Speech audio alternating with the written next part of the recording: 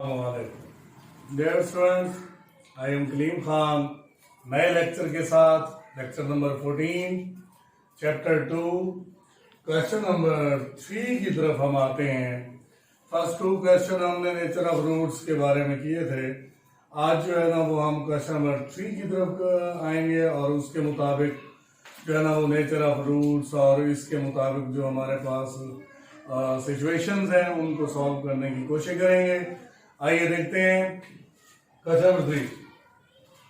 For what value of k the expression is perfect square. ये expression है और आपको पता है कि क्वाड्रेटिक इक्वेशन भी होती है और क्वाड्रेटिक एक्सप्रेशन भी होती है। क्वाड्रेटिक इक्वेशन में इक्वल टू 0 होता है, लेकिन एक्सप्रेशन जो होती है वो ax square plus bx plus c की शक्ल में लिखी जाती है, तो वो एक्सप्रेशन कहलाती है। तो उस पर कंपेयर करके हम a की वैल्यू, b की वैल्यू, c की वैल्यू लिखकर हम डिस्क्रिमिनेंट निकालेंगे। जब भी हमें इस किस्म की बात आए कि is a perfect square, is a perfect square, या फिर इसी तरह मतलब दूसरे कंसेप्ट भी देता है, तो हम क्या करते हैं, सबसे पहले हम उसका डिस्क्रिमिनेंट निकालते हैं। डिस्क्रिमिनेंट हमने निकालने की कोशिश की यहाँ पर, यानी कि b की वैल्यू b स्क्वायर ये पुट की और होल स्क्वायर 2 का स्क्वायर 4 और ये होल स्क्वायर 4 4 द 16 के स्क्वायर को खोला हमने 4 के स्क्वायर प्लस 4 प्लस 8 के माइनस 16 के स्क्वायर, माइनस 16 के स्क्वायर में से 4 के माइनस करें तो माइनस का 12 के स्क्वायर प्लस 8 के प्लस 4, ये हमारे पास बैठी है बात। और फिर उसके बाद ये सॉल्व आगे नहीं होता तो फिर हम अकॉर्डिंग टू कंडीशन क्या है, इज अ परफेक्ट स्क्वायर। जब परफेक्ट स्क्वायर होता है तो इसका मतलब है वो 0 के इक्वल होगा, तो वो 0 के इक्वल करने के बाद हम उसमें से -4 कॉमन लेकर हम जो है ना ये एक्सप्रेशन बजाते हैं, इसकी फैक्टराइजेशन करें। 3 1 3 और 3 1 3, 3 में से 1 को माइनस करो तो माइनस का 2 और इसी तरह 3 के कॉमन लें आप तो k-1, इधर से 1 कॉमन लें तो k-1, k-1 कॉमन लें और बाकी 3k plus 1 is equal to 0। तो इस सूरत में k की वैल्यू एक ये निकली, अब दूसरी वैल्यू हमारे पास ये आई। डियर स्टूडेंट्स, इसी तरह हमारे पास question number 4, find the value of k if the roots of the following equation are equal. जब इक्वल रूट्स होते हैं तो उसमें भी हमारी कंडीशन जो है ना वो 0 की इक्वल आती है, तो हम उससे 0 के इक्वल पुट कर देंगे। तो यहाँ पर भी हमारे पास दूसरा पार्ट है, पहला पार्ट है इसका, तो हम कंपेयर करेंगे। कंपेयर करने से ये हमारे पास a आएगा, ये हमारे पास b और ये हमारे पास c।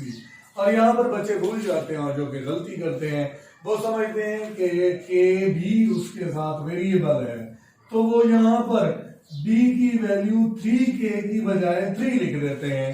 तो आपने इसे 3k लिखना है और ये आपने इसे a लिखना है, और ये हमारे पास ये c की वैल्यू है।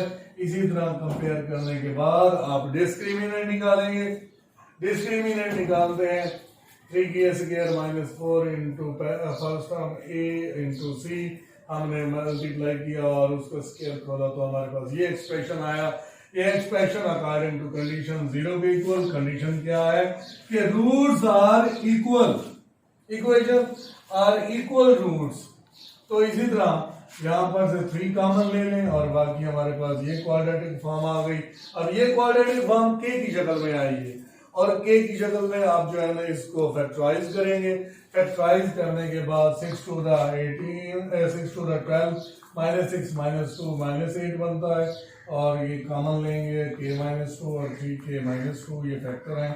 इसी तरह k की वैल्यू हमारे पास आएगी, एक 2 निकलेगी और दूसरी k की वैल्यू हमारे पास 2/3 निकलेगी।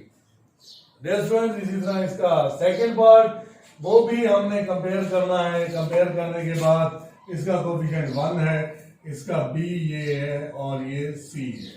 हमने ये लिखने के बाद हमने फार्मूला यूज किया discriminant b square minus 4ac, और हमने b का स्क्वायर ये होल स्क्वायर किया -4 into first term into second term, हमने 2 का स्क्वायर किया 4 into k plus 2 whole square -4 into 3k plus 2, 4 into k का स्क्वायर खोलें और k square plus 4 plus k खोल के और ये 4 3 12 के माइनस प्लस माइनस 4 4 16। अब 4 कैसे गया 16 के और माइनस 12 के, तो बाकी 4 के बचता है और 16 और 16 कैंसिल हो जाते हैं। और अकॉर्डिंग टू कंडीशन इसे 0 के इक्वल पुट करेंगे, 0 के इक्वल पुट करेंगे तो 4 के कॉमन लें, 4 के भी 0 के इक्वल करेंगे और एक वैल्यू 0 निकलेगी और k प्लस 1 दूसरी वैल्यू माइनस 1 निकलेगी। इसी तरह थर्ड पार्ट भी इसी तरीके से है।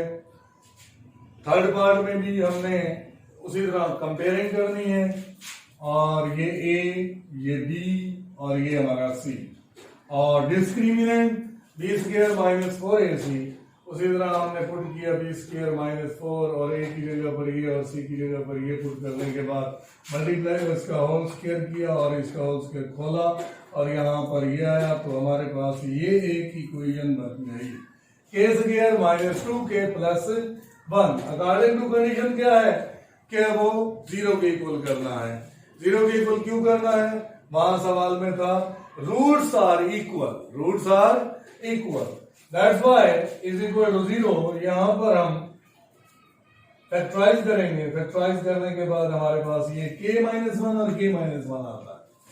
आपकी मर्जी से होल स्क्वायर कंसीडर कर लें या k माइनस 1 फैक्टर बना लें और फैक्टर को फिर इकट्ठा कर लें होल स्क्वायर की सूरत में, और जब आप स्क्वायर रूट लेंगे तो प्लस माइनस 0 का अंडर रूट वही प्लस का ही रहेगा, ना 0 माइनस का है ना प्लस का है, तो इस वजह से ये 1 इस साइड पे जाएगा तो ये प्लस का हो जाएगा। तो ये हमारे पास k की वैल्यू सिंगल वैल्यू आ गई हमारे पास 1। अगर k की वैल्यू यहाँ 1 पुट कर दी जाए तो ये हमारा एक्सप्रेशन इज इक्वल रूट्स, इसके क्या होंगे इक्वल रूट्स होंगे। ये कंडीशन का मतलब भी यही होता है कि जब हम वो वैल्यू फाइंड करते हैं तो उसके बाद हमारे पास जो नंबर आता है उसे हम ओरिजिनल इक्वेशन में पुट करते हैं।